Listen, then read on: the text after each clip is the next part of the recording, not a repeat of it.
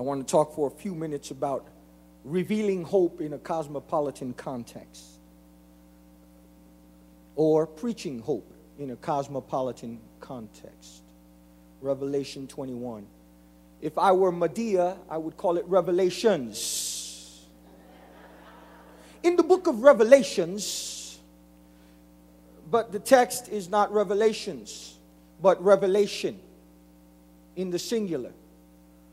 For God is being particular. Dr. Sanders used a word. He said here in this great city of New York, a city so nice they named it twice, New York, are filled with unique and unusual people. In the New Testament, we have a synonym for unique, peculiar. For you are a peculiar people. Right there in the Petrine epistle of 1 Peter.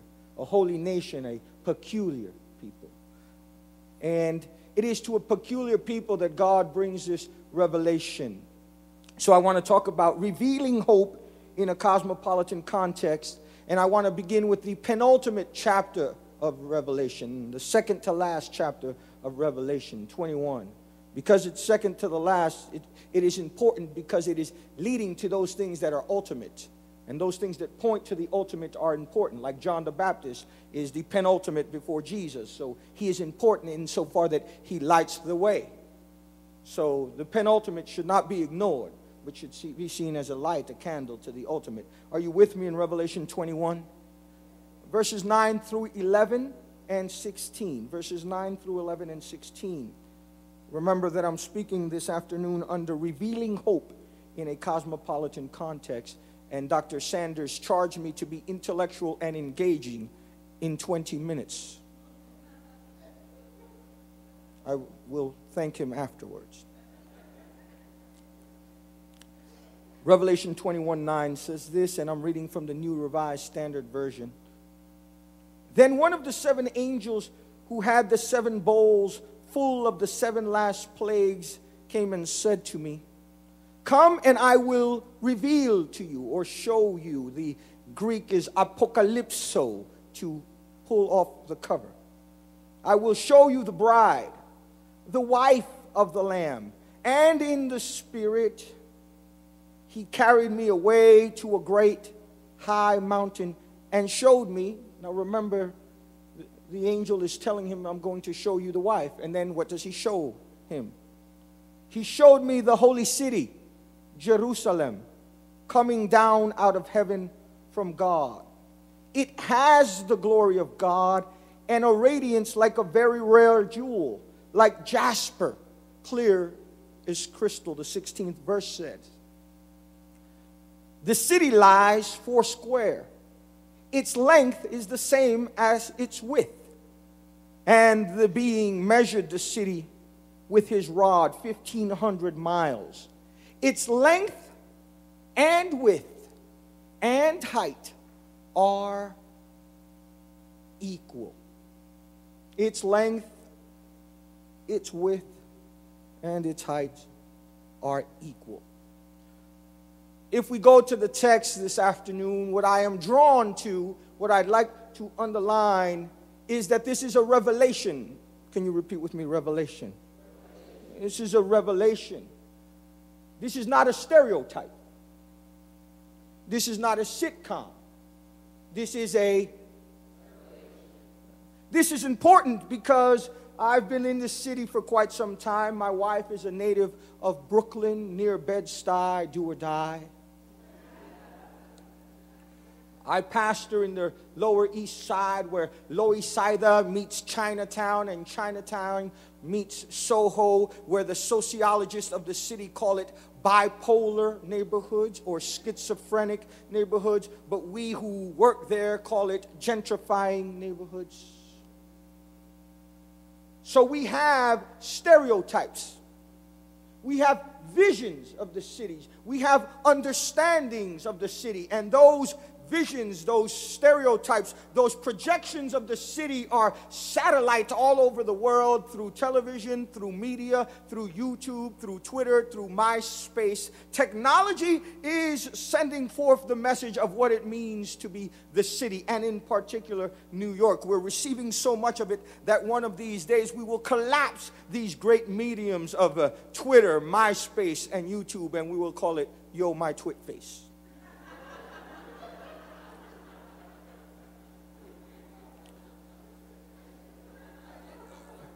But we should not underestimate the power of media, because the media seeks to be like God in this way.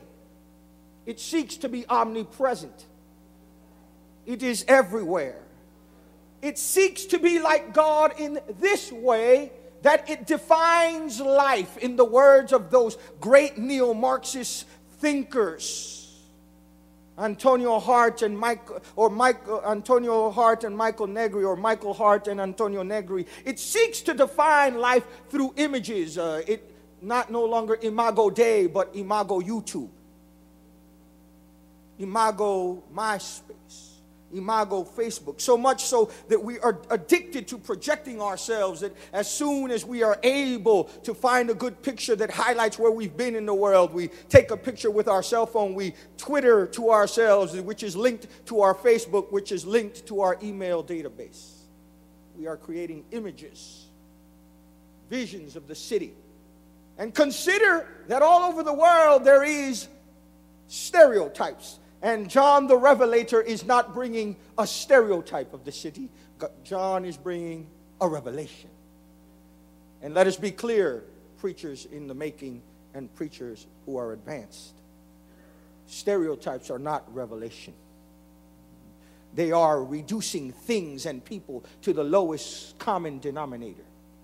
So what are these images of the city that might be incongruous with the Revelator's vision of what a city should be? And this is no small thing, preachers. This is no small thing, that the Bible begins in a garden but ends in a city. This is no small thing that in the evolution of the great canon of Christian scriptures, God begins in the city, but the telos of creation is not a garden but a city. For those who are urban phobic, this is a message of hope, that God ends in a city.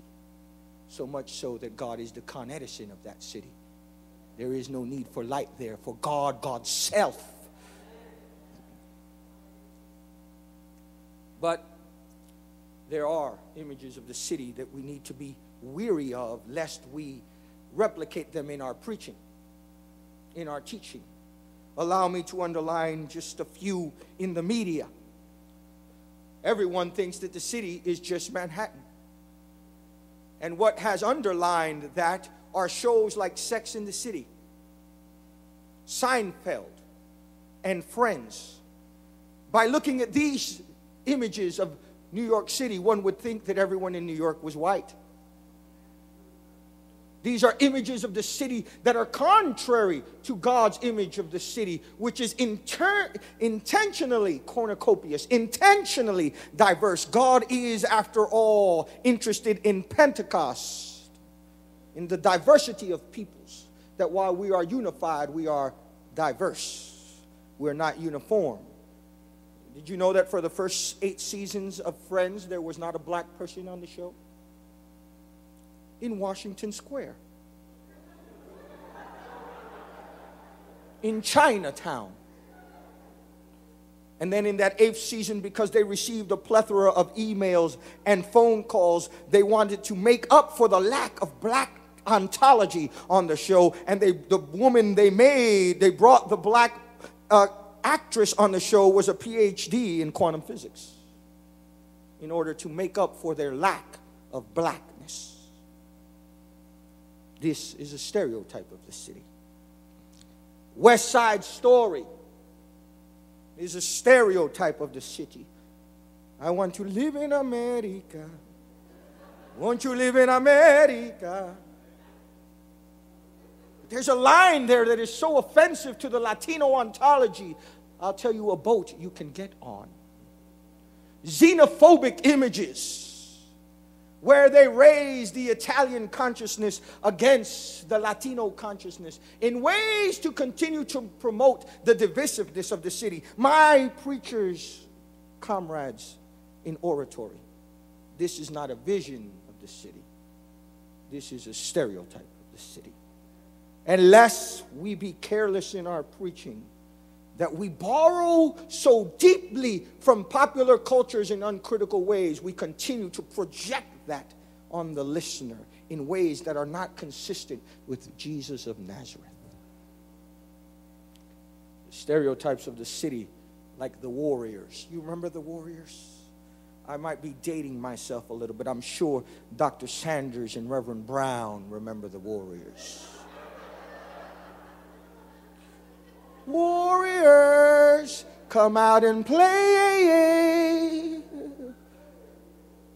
And that was disseminated throughout the world. And what is the vision of the city? That it is violent.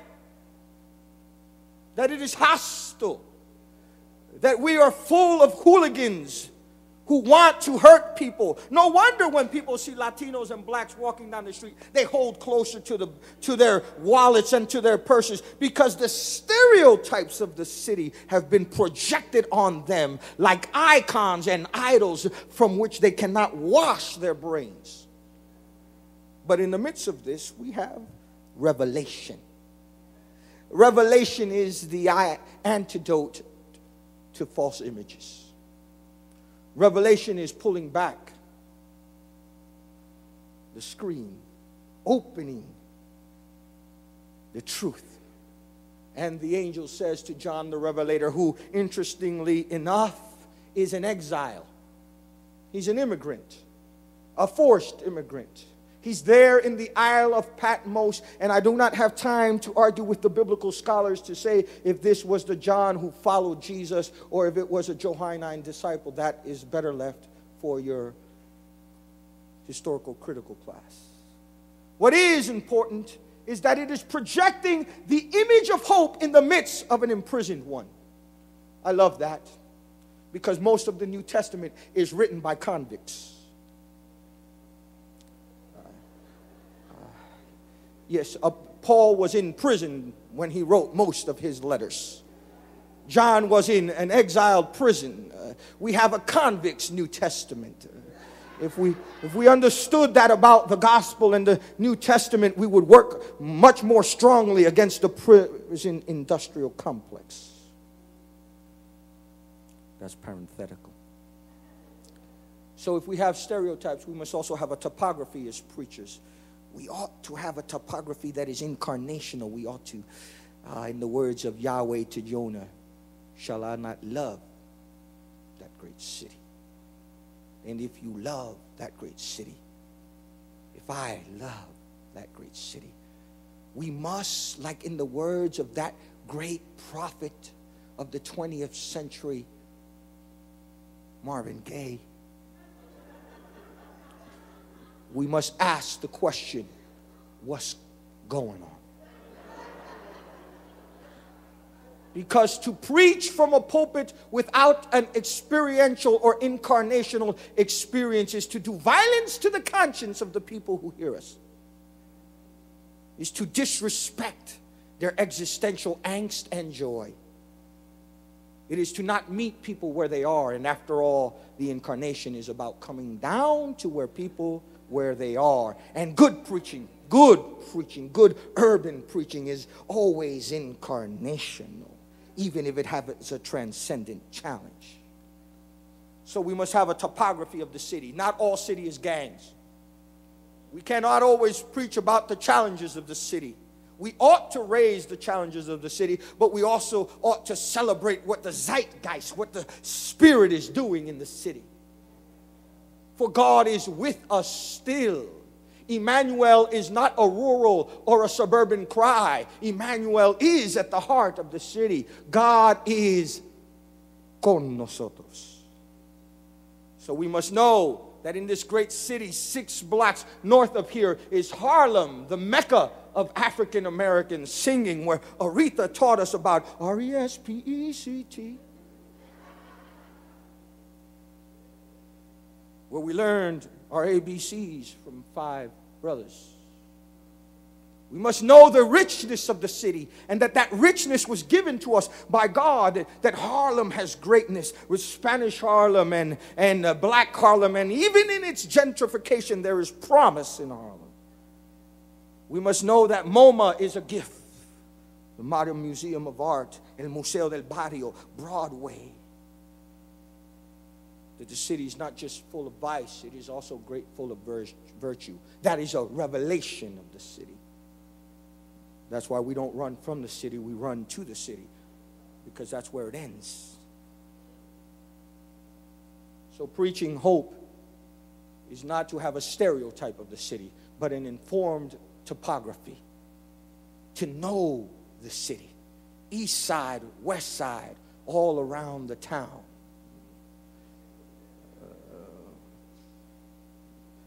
I know I'm borrowing from, you know who he is. Frank Sinatra. Finally, sisters and brothers, if we are to reveal hope and preach hope, we must have these 3 dimensions that Dr. King spoke towards the end of his life. The 3 dimensions of the Christian life are also applicable to the city. The length, the width, and the height. Good preaching, like cosmopolitan Christianity, has length. And I do not mean marathonic sermons. What I do mean is that it draws deeply from the wells of preaching and experience. That we don't just quote R.C. Sproul and C.S. Lewis, but also Gardner Taylor, Jackie McCullough, James Forbes, Gustavo Gutierrez. That we draw not just from the fecundity of good preaching in Europe, but also in Africa, Asia, and Latin America. Good preaching should have length, in that it draws not just from the global south and global north, but it also is intergenerational. This is a vision of a city that has length, that you borrow from technology when applicable. That if you have to tweet. That if you have to Facebook. But if it's not applicable, don't do it. Length is discernment, even while being inclusive. It has width. Good preaching, like Cosmopolitan, my challenge as a preacher is that I'm fighting against stereotypes and trying to bring revelation, biblical revelation, that God is in the city. Not that God is coming to the city. Not that God does mission in the city. Not that God is a drive-by visitor. But this is God's tabernacle. And God's people live here in all of its iterations. The Asian face of Jesus, and the black face of Jesus, and the white face of Jesus, and the Latino face of Jesus. For after all, are we not his body? It has width in that it is profoundly Pentecostal. I didn't say Pentecostalism. Pentecost in that it seeks to hear other people. Maybe the miracle of Pentecost was not that they all spoke different tongues, but that everyone heard. It is profoundly Pentecostal in that it seeks to hear the suffering of people. We don't just celebrate the greatness, we have to suffer with people. In that great Latin etymology, compassion, to suffer with. That is a revelation of the city. Come on and walk with me. Revelation of the city is not a stereotype. It is that great, great hymn of secular culture. Lean on me when you're not strong. I'll be your friend. I'll help you. Oh, y'all know. Yeah.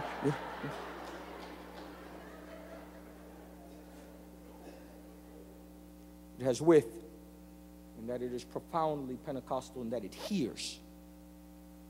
We have lost often in preaching the time for pregnant pause.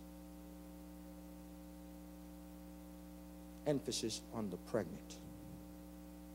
For in el silencio ego vox clamantis en decerto. In the silence, it is where you hear the voice of one crying in the wilderness. And finally, sisters and brothers, hope has height. It calls people to transcend, to look beyond themselves, because our hope is built on nothing less than Jesus Christ and His righteousness. In the words of Gardner Taylor, when you're preaching a sermon and it seems that you are long on the highway of oratory, get off on the exit called Calvary and stay there. It has height in that it challenges people to the noblest of their angels, which is the person of Jesus Christ, whom Karl Barth called the perfect human. It has height in that it meets people where they are, but it challenges them where they ought to be. Cosmopolitan Christianity is not just about isness, it is also about oughtness. It is not simply describing what things are. It is not just a prescriptive diagnosis of the cancers and the virtues of society. It is also a calling to be the city on the hill, to shine in the midst of darkness, and to celebrate your virtue. Good revelation of hope in the cosmopolitan context sees all people, celebrates diversity in the unity of Christ. It is true to the most noblest of our American dictums, e pluribus unum, out of many, one. Sisters and brothers, for at the end of the day, to preach revelation in the cosmopolitan context is not to follow the models of an eschatology that scares people, a la the 1970s, the late great Planet Earth, a la movies that when I was a child had me thinking, if I fall asleep and mama goes to heaven, I left behind. That is not good eschatological, hopeful preaching. More hopeful preaching is when Christ comes to us. He begs us, come and die and drink the cups to its very dregs. But then post-crucifixion, there is the resurrection. Good eschatological hopeful preaching doesn't just have length, inclusivity, with understanding the reality of people. It also has height. Good preaching often ought to end with that great hymn of secular culture. I believe I can fly. I believe the church can touch the sky. We ought to dream about it night and day. This is good, hopeful preaching that does not ignore the pains of people. But in the end it says, I saw a city whose light was gone.